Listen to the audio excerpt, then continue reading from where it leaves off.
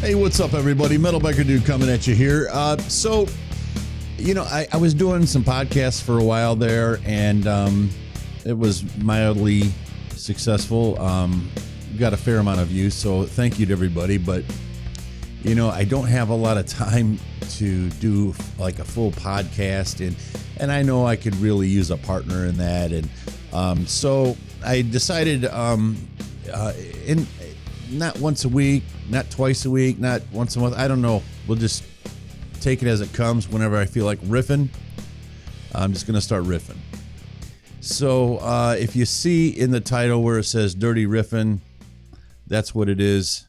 It's not a reaction to any kind of music or anything like that. But with that said, I was watching UFC 246,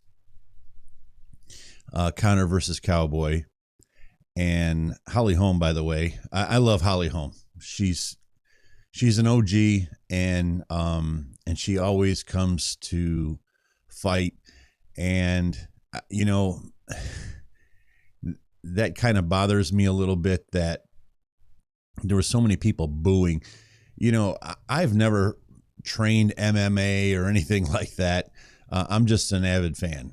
I'm a rabid fan, to be honest with you. I just kind of really got into MMA about 4 or 5 years ago, probably, I guess. I came just before the whole Conor McGregor thing started taking off a lot. And, but I became familiar with Holly Holm, and, and I also I did my homework. I was trying to get an understanding of what MMA was, because, I've seen pay-per-views from way back in the day, at a bar or something. They're showing a pay-per-view of UFC on there, and it's just a bunch of guys knocking each other's lights out, and the clock is running forward instead of backward. And it was a different time back then. And, I don't even think there were really rounds back then. I don't know. It was really strange.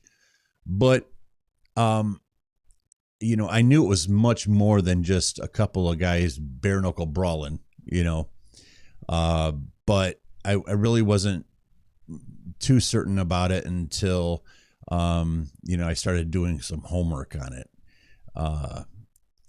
Cesar Gracie, and looking into him and the whole Gracie family. And then I started realizing, wow, there's a lot more to this. There's a lot of wrestling. There's a lot of Brazilian Jiu-Jitsu, BJJ. And now we have, Khabib and his cousin, I can't even pronounce his fucking name, Marashura Perov, or whatever the fuck his name is. But, they do the Samba, and, and then there's Greco-Roman wrestling, so it's not just all striking. And, when I was watching that Holly Holm fight, there were a lot of people booing. Let me tell you something. Holly Holm was doing a brilliant job at what she was doing. Yeah, everybody wants to see the striking. That's why there's so many Conor McGregor fans out there, because he's got the gift of gab, and he's got that left hand touch of death. And so watching that Holly Holm fight, I was like, wow, man, people are booing this, and what she's doing is absolutely brilliant. She's there to win a fight. And so at any rate, I digress on that. The Conor McGregor Donald Cowboy Cerrone fight. Here's my take on this. Did we get a glimpse of the old Conor McGregor? Absolutely. Did we get enough? Absolutely not. But I see this thing happening out there. I read on this stuff, and I watch some YouTube channels on this stuff, and there's this conspiracy that Donald was there to throw the fight. Come on, give me a fucking break, man. How dare you insult Donald Cerrone like that? First of all, Donald Cerrone is a fucking OG. He was there during the WC days. You can't disparage somebody like Donald Cerrone like that. And I don't know how much money it would take to do that, because first of all, if he won that fight, he got a big bonus, and then not to mention, you're talking title shot. Now he's calling his shots on his price, and he's getting pay-per-view points on the Conor fight, and then if he beats Conor, he's getting pay-per-view points on it, and that's where they're making their money at. Okay, make no mistake about that. Conor McGregor only got $3 million to fight that fight. And while that's a lot more than anybody else gets, that's not where his money's coming from. His money's coming from the pay-per-view points. So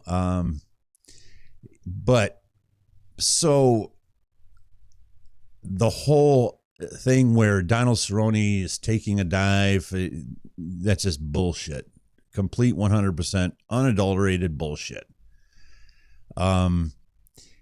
Where I do think something happened was, I think he folded under the lights.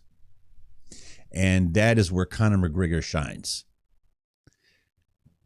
I don't think there's anybody else in that sport that shines nearly as good as Conor McGregor. When those lights come on, he comes alive.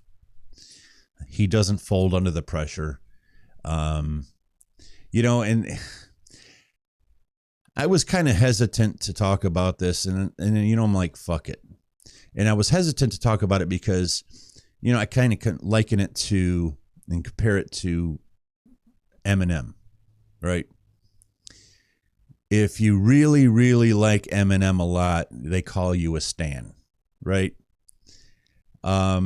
And it's kind of the same thing with Conor McGregor. You're not allowed to like him. Otherwise, you're going to be labeled a casual fan or whatever the labels they want to throw at you. I don't give a fuck. I love Eminem, and I love Conor McGregor, and I love David Lee Roth. I love these fucking guys that rise in the lights, okay? And because they get the attention, everybody else wants to find some sort of way to hone in and take that attention away from them, or to make them feel like it's undeserved attention. It's not undeserved.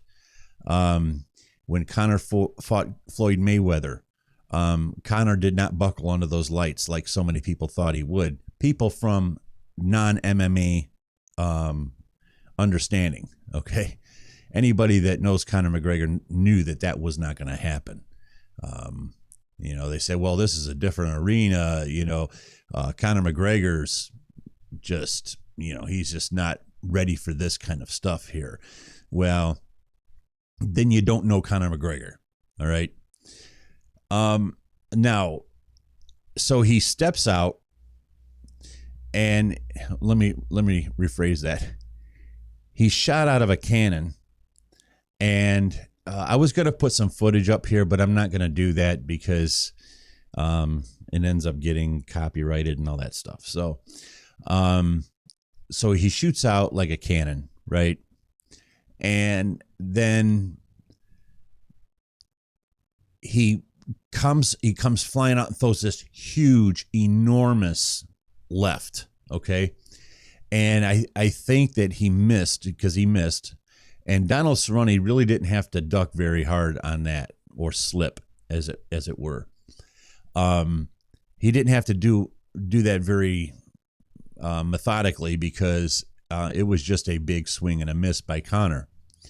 And I liken that to the fact that there's such thing as ring rust. Make no mistake about that. We've seen that time and time again. And so I think his timing was a little off. I think he was a little amped up. As a musician, I can tell you that when you're about to do a big show, you can miss phrasings, when you're playing guitar, or, you lose your dynamics if you're playing drums, because you're just out there, you're so amped up, you're ready to just fly. And I think that that's what took place with Conor. But took him about a half second, and then he just reeled himself right back in. And I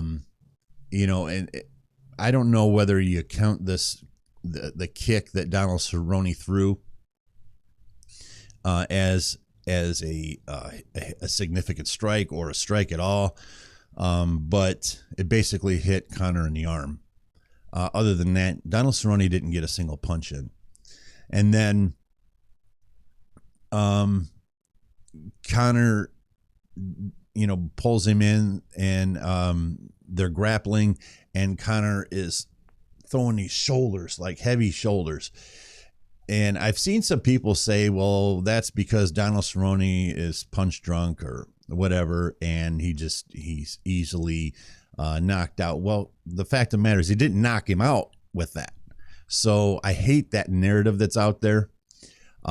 He broke his fucking nose with his shoulder hits. And you can see these weren't these annoying kind of, shoulder. I mean, he's launching his body into him, into his nose, into his eye, into his forehead. He threw 4 of them, and 3 of them landed very significantly. And then he backs Donald Cerrone up, throws the head kick, gets Donald Cerrone, and obviously Cerrone's kind of wobbling back, and and the rest is history. That fight could have been called in 30 seconds, but kudos to Herb Dean. He's taken a lot of shit over the years. I love Herb Dean. He's taken a lot of shit over the years about not letting fights go on long enough or letting them go too long. All of these referees get subjected to that, and it's terribly unfair. I don't think they make enough money to take all the bullshit they have to take. So what are we left with after that? Well, we need to back up a little bit, and that is to look at Conor and his demeanor before, during, and after the fight. And, I'm not 100% sold. All right. But so far there hasn't been a hiccup. He's a much more positive person, but make no mistake, he's still Conor McGregor.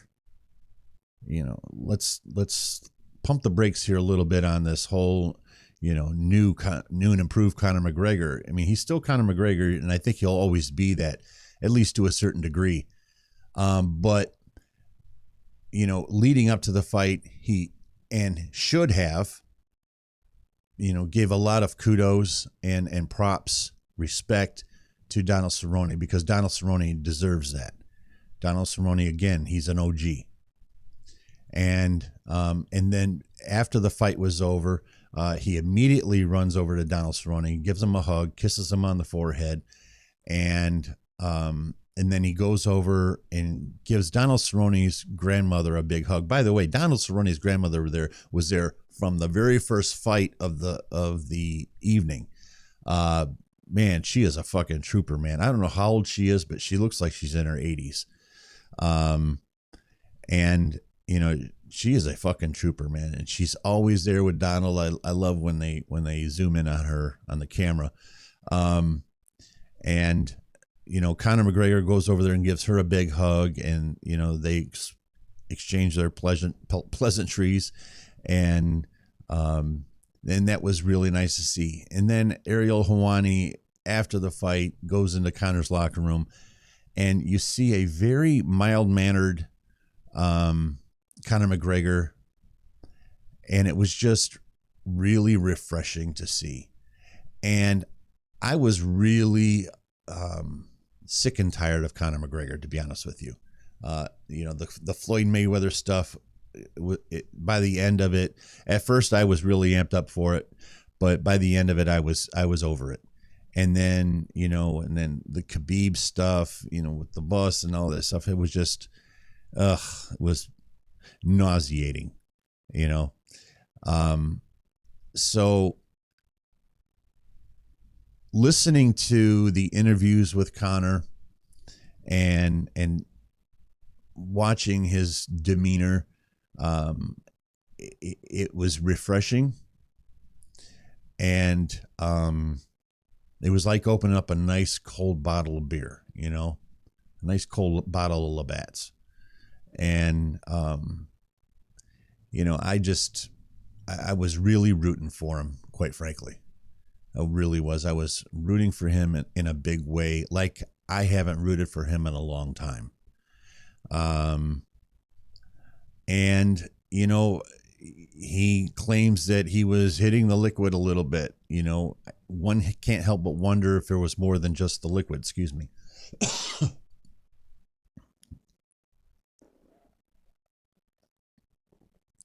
I want to make it clear I'm not accusing him of anything, but one can't help but wonder because he seemed to have gone off the fucking rails. And I've been around drugs long enough in my life to be able to identify those problems. All right. I've taken enough drugs in my life to be able to identify those problems. So one can't help but wonder. But I digress. The fact is that you saw a very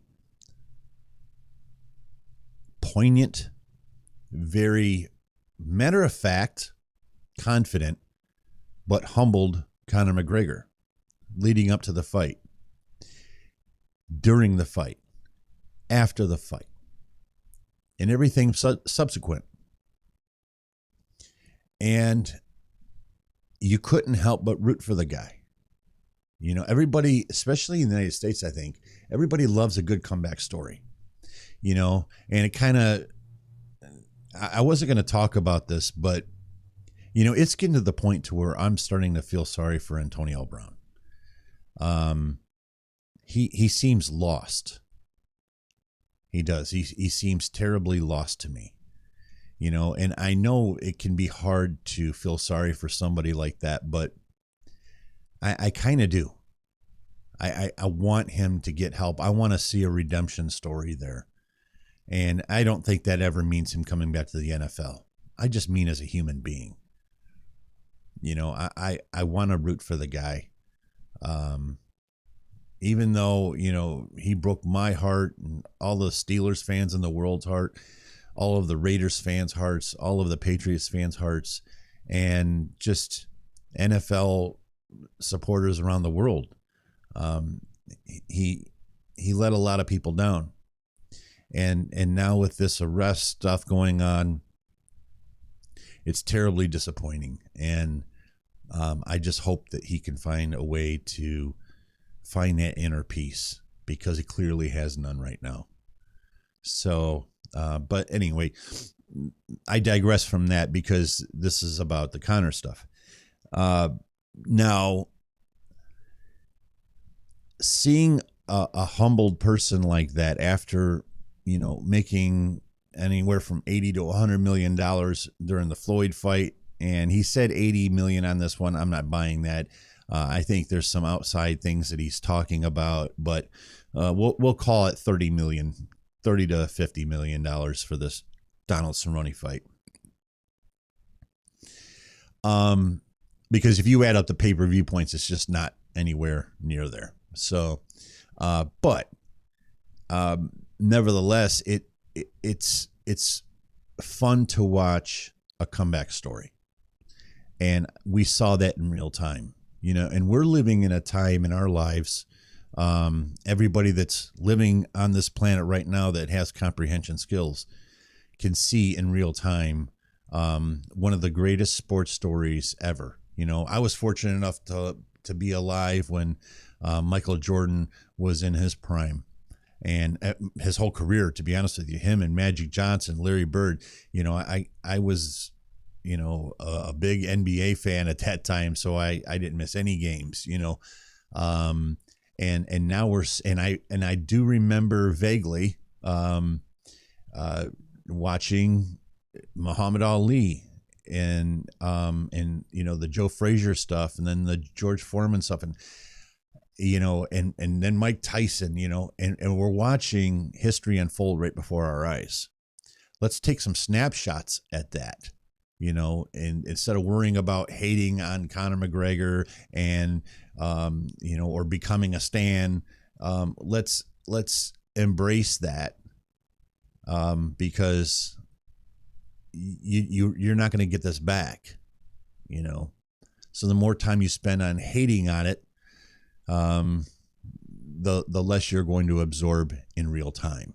And then you're going to look back, because I promise you, you're going to look back 20 years from now, and you're going to look back on it and you're going to go, I kind of miss some of that stuff, you know, and he was great, you know, and that was fun, you know.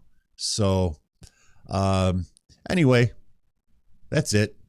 I just felt like riffing for you guys. And I know some of you guys have reached out to me wondering if I was going to do another podcast. And this is about what I'm going to be able to do. You know, I'm just going to riff for a little while on a certain topic. And if you guys want to watch it, that's great. I thought maybe keeping it a little shorter would be a little bit more absorbable too, and not near as much work on me. All right. I'll see you guys. Peace.